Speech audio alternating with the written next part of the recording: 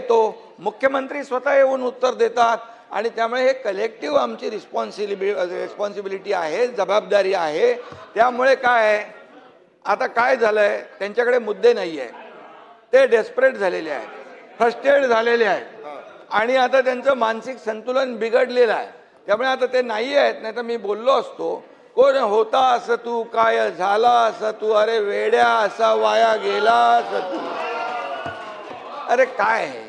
त्यामुळे अध्यक्ष महोदय, त्यांना जे जे काही प्रश्नांचे उत्तर पाहिजे त्यासाठी सभागृहात थांबले पाहिजेत आणि म्हणून प्रत्येक प्रश्नाचं उत्तर द्यायला सरकार समर्थ आहे। बिलकुल आम्ही समर्थ आहोत।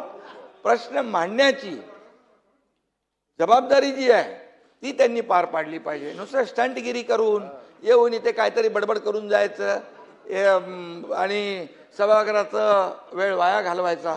आणि म्हणून मी आपल्याला सांगतो, विजय भाऊ तुम्ही समजदार आहे, ते जयंतराव, नाना भाऊ, ते तुम्ही बी त्यांच्या नादाला लागले, काय पोराटोरांच्या नादाला लागतात असं काय। त्यामुळे अध्यक्ष महोदय, पूर्णपणे या ठिकाणी सभागृहामध्ये विरोधी पक्ष जे जे काही या शेतकऱ्यांचे प्रश्न मांडा, या महाराष्ट्रातल्या जनतेचे प्रश्न मांडा, जिथे शेतकऱ्यांच्या अडचणी आहेत ते प्रश्न मांडा, त्याला उत्तर द्यायला आम्ही लोक खंबीर आहोत।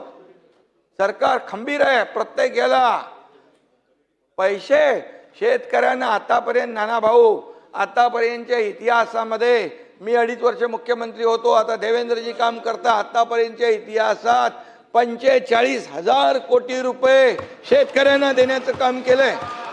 15,000 रुपये नुकसान भरपाई।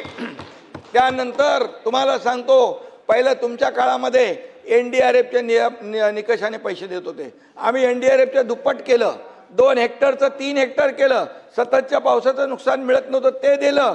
अरे बाबा, गोगलगाईनी केलेलं नुकसान पण मिळत नव्हतं तेही चालू केलं आम्ही। 6,000 रुपये प्रधानमंत्री मोदीजी देतात, 6,000 आपण चालू केले महायुती सरकारने, हे लक्षात ठेवा ना तुम्ही। आणि त्यामुळे काही पैसे नाही दिले, काहीतरी शेतकऱ्यांवर अन्याय केला, हे खोटं नाटक चालणार नाही।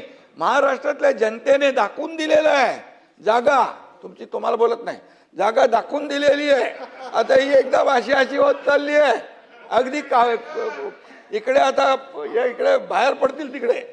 आणि त्यामुळे मी आपल्याला सांगतो, अध्यक्ष महोदयांचा निर्णय अंतिम असतो। अध्यक्ष महोदयांचा निर्णय चुकीचा, अरे तुम्हाला काय बोलायचा अधिकार आहे? अध्यक्ष महोदय जे नियमाने हे सभागृह चालतं, हे सभागृह सार्वभौम आहे, याचं पावित्र्य राखणं आपलं काम आहे। त्यामुळे आम्ही सगळे काय सर्व 19 ते 22 काय होतं तुम्ही लक्षात, तुम्ही होते ना जयंतराव, 19 ते 22